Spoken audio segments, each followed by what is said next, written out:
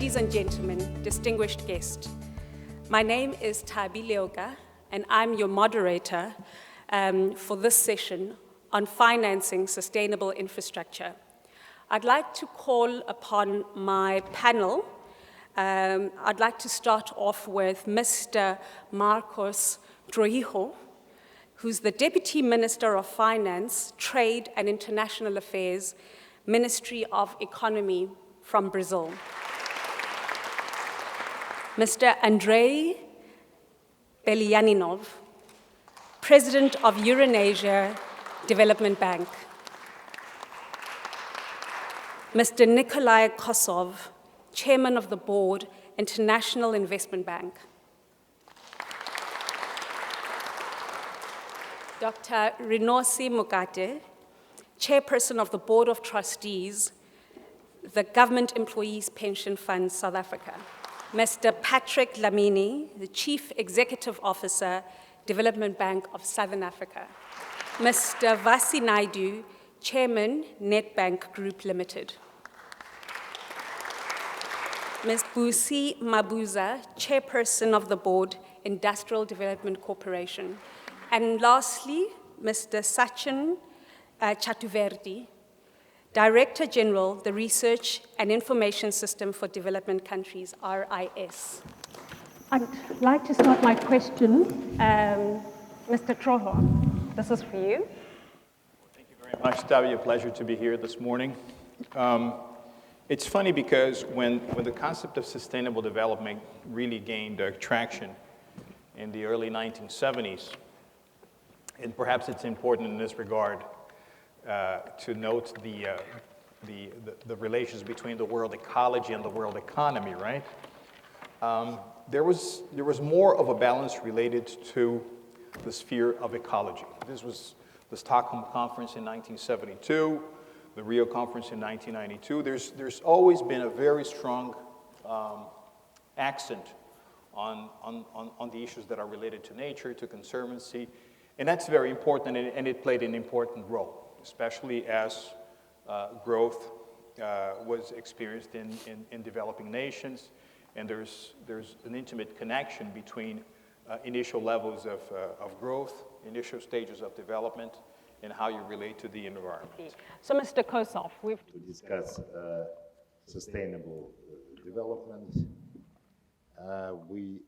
If we are to have in mind the goals set by United Nations Sustainable Development Program, which, for example, ensure universal access to drinking water and electricity by 2030, investment needs to increase to 3.7% of global GDP between now and 2030. At the same time, we have a situation in which some commercial banks prefer to stay out of large infrastructure projects, too risky, require long-term financing, and very resource consuming. In my view, the role of MDBs increases. MDBs just no longer just providers of funds. Because I want to find out from also Mr. Lamini the significance of sustainable financing for the DBSA. I think sustainability of the institution is very important. And balancing sustainability of the institution with the developmental mandate or impact that we also strive for. Because our ability to take on risk is very much the function of the sovereign support actually that we have. Because the more the sovereign support you have from your, as a DFI, the more risk you can afford to take. But I think allow me to somewhat take 2 steps back. On the continent, sub-Saharan Africa, we all know that there was this $93 billion investment requirement that we have had for a very long time, and we kept on referring to it as if it is still applicable today. That was based on a research report done by both Estache and Garsus. And are we taking the right steps now to ensure that there's sustainability in our energy sector in the future? If one looks at the supply side of the financing, that can't just, I think we won't be able to make the inroads that we need to make if we're just going to depend on the development finance institutions and on government. That's why I'm so pleased that this morning you have on the panel chairman of the Government Employees Pension Fund, because the pension fund pools that we have in sub-Saharan Africa are quite sizable. I think well over $300 billion, the last number that I saw.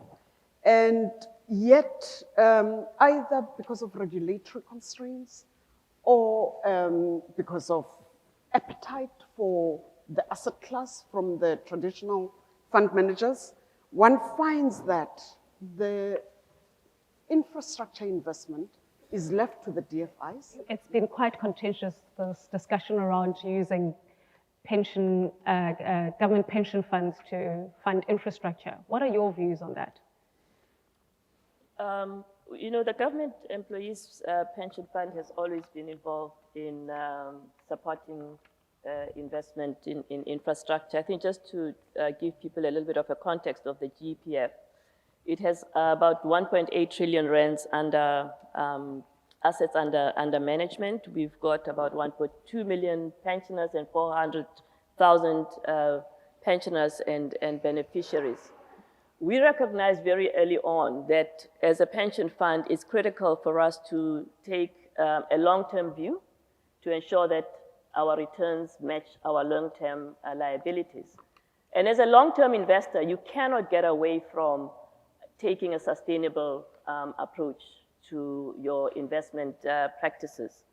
So we've got a responsible investment policy that guides our asset managers to ensure that they integrate environmental, social, and governance issues. Mr. Beli Naninov, has the need to attract new sources of private finance increased the legal and regulatory challenges faced by, let's say, government agencies looking to invest in sustainable infrastructure?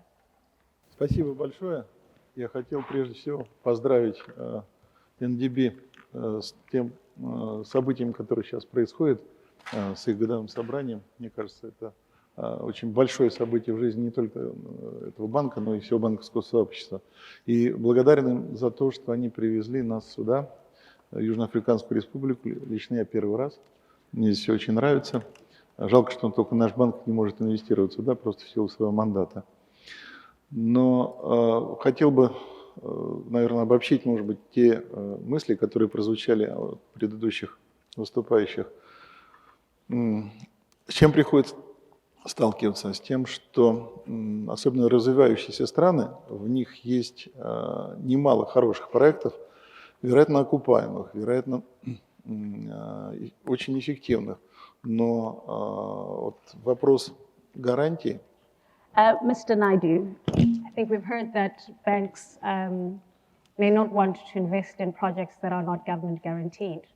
Well, I mean, if you look at us in South Africa in the context of infrastructure, we've certainly experienced the blackouts that we have, and it's kind of brought it to home in terms of taking infrastructure for granted. We have all the problems with the state-owned enterprises that you speak about. And as a commercial bank in South Africa, one of the big four banks, as Nedbank is, our key and critical role is facilitating economic activity. And effectively, we try to make sure we do that in a sustainable way by deploying the savings that we have from our deposit holders into productive assets. And more, I think, as we look at not only South Africa, but the African continent, and the infrastructure deficit that Patrick spoke about. He talked about a number in 2010, 2011 of 93 billion. But Dr. Chaturvedi, to what extent is this, the financing gap for sustainable infrastructure a result of poor policies, institutional failures, and the lack of investor familiarity with green technologies and projects? Thank you, Thabi. I think one issue at the outset is in terms of how we go forward on the very idea of infrastructure financing, and that I think at the outset we would have to address. As was earlier mentioned, there are three broad dimensions that we need to take into account. First, of course, is the physical infrastructure that we are trying to come up with. And second, in my view, definitely is social infrastructure, which was already emphasized by the Honorable Minister. I think it's extremely important for us to make the whole process inclusive, and that's where the dimension of social infrastructure, its financing, that comes in, and that I think is absolutely important. And third dimension within the national boundaries is to see how balanced regional development comes in. What is happening in infrastructure financing is the fact that you are pouring in money where infrastructure has already come up, and then you're trying to bring in finance in that.